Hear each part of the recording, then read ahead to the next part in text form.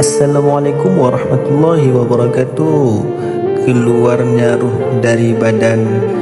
Di dalam hadis diceritakan ketika seorang hamba dalam keadaan nazak, maka lisannya ditahan tertutup dan masuklah 4 malaikat kepadanya.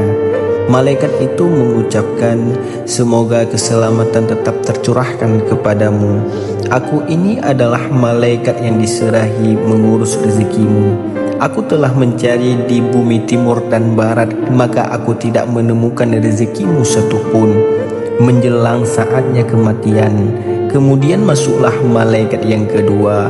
Malaikat itu mengucapkan, semoga keselamatan tetap tercurahkan kepadamu. Aku ini adalah malaikat yang diserahi mengurus minumanmu dari air dan lainnya. Aku telah mencarinya dari bumi timur dan barat, maka aku tidak menemukanmu. Buatmu minuman dari air. Telah dekat dengan saatnya kematian, kemudian masuklah malaikat yang ketiga. Malaikat itu mengucapkan, semoga keselamatan tetap tercurahkan kepadamu. Aku ini adalah malaikat yang diserahi mengurus nafasmu. Aku telah mencari di bumi timur dan barat, maka aku tidak menemukan satu nafas dari nafasmu. Kemudian masuklah malaikat yang keempat. Malaikat itu mengucapkan, semoga keselamatan tetap tercurahkan kepadamu. Aku ini adalah malaikat yang diserahi mengurus ajalmu. Aku telah mencari dari bumi timur dan barat, maka aku tidak menemukan buatmu masa 1 jam saja.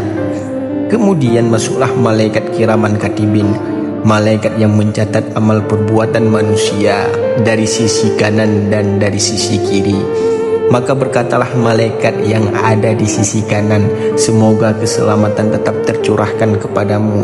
Aku ini adalah malaikat yang diserahi menulis dengan kebaikan-kebaikanmu. Lalu malaikat itu mengeluarkan buku yang putih, kemudian memperlihatkan buku catatannya kepada hamba ini, seraya berkata, lihatlah amal perbuatanmu. Ketika hamba ini melihat catatan amalnya, ia nampak gembira dan senang hati. Dan berkata malaikat yang ada di sisi kirinya, semoga keselamatan yang tercurahkan kepadamu. Aku adalah malaikat yang diserahi menulisi atau keburukan-keburukanmu. Lalu malaikat itu mengeluarkan buku yang hitam, kemudian memperlihatkan buku catatannya kepada hamba ini, seraya berkata, lihatlah catatan amalmu. Maka mengalirlah keringatnya, seluruh air matanya. Kemudian hamba ini melihat ke kanan dan ke kiri karena rasa takut membaca buku catatan amal keburukannya. Maka malaikat itu memegang buku tersebut lalu dilemparkannya di atas bantal. Kemudian malaikat tadi berpaling terus pergi. Maka masuklah malaikat maut. Dari arah kanannya hamba ini ada malaikat rahmat, dan dari kiri hamba ini ada malaikat azab. Dan di antara manusia itu ada yang ditarik ruhnya dengan penarik. Di antara manusia ada juga yang dicabut ruhnya dengan pencabut. Dan di antara manusia ada yang diluluskan ruhnya dengan penghulus yang kuat. Ketika ruh itu sampai di tenggorokan, baru malaikat maut mengambilnya. Kalau orang itu dari golongan ahli yang beruntung bahagia, maka memanggillah malaikat rahmat. Dan kalau orang itu termasuk dari golongan ahli celaka, maka memanggillah malaikat azab. Lalu malaikat itu mengambil nyawa ruh seorang hamba dan membawanya naik ke hadirat Tuhan semesta alam.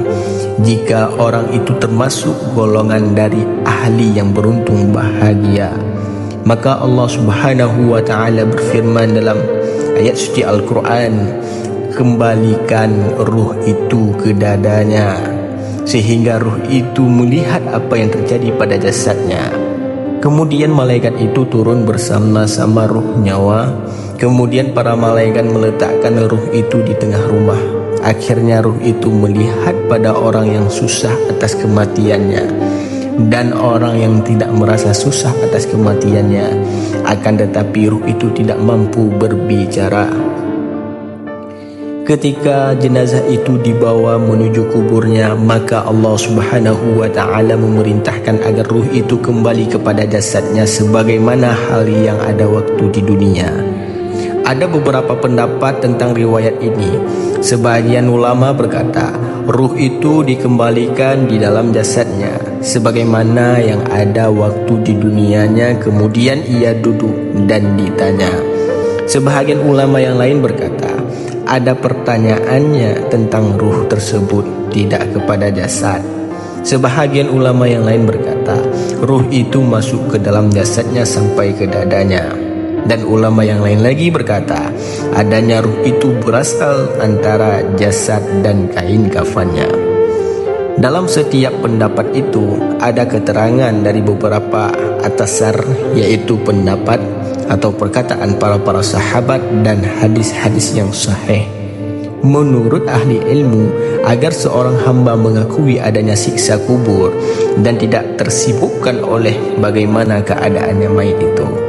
Yang pertama adalah awal yang menyebabkan selamat dari siksa kubur.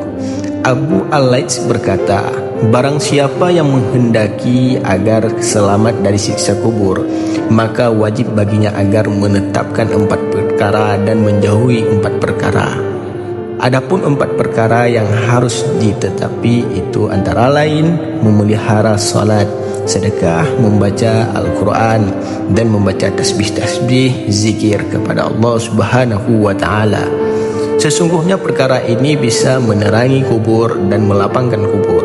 Adapun 4 perkara yang harus dijauhi antara lain berdusta, berkhianat, mengadu domba, dan kencing di badan. Nabi SAW bersabda, sucikanlah air kencing itu, maka sesungguhnya kebanyakan siksa kubur akibat dari air kencing. Kemudian turunlah 2 malaikat yang kasar yang bisa merobek bumi dengan kukunya. Kedua malaikat itu adalah Munkar dan Nakir. Lalu keduanya duduk seraya bertanya kepada si mayit, siapakah Tuhanmu? Sampai akhir pertanyaan. Jika mayit itu termasuk golongan dari ahli yang beruntung bahagia, maka mayit itu menjawab, Allah Tuhanku, Muhammad Nabiku, Islam adalah agamaku. Kedua malaikat itu akan berkata kepada si mayit, tidurlah kamu sebagaimana tidurnya pengantin baru.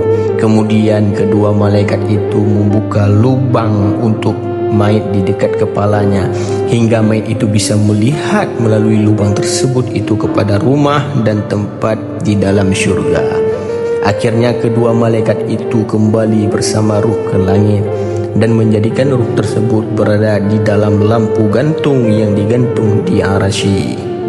Berikut ini adalah semua yang dikutip dari berbagai referensi kitab-kitab. Salah satunya adalah kitab Daqaiqul Akbar, dan dari berbagai hadis-hadis yang sahih dan ayat-ayat suci Al-Quran. Demikianlah. Wassalamualaikum warahmatullahi wabarakatuh.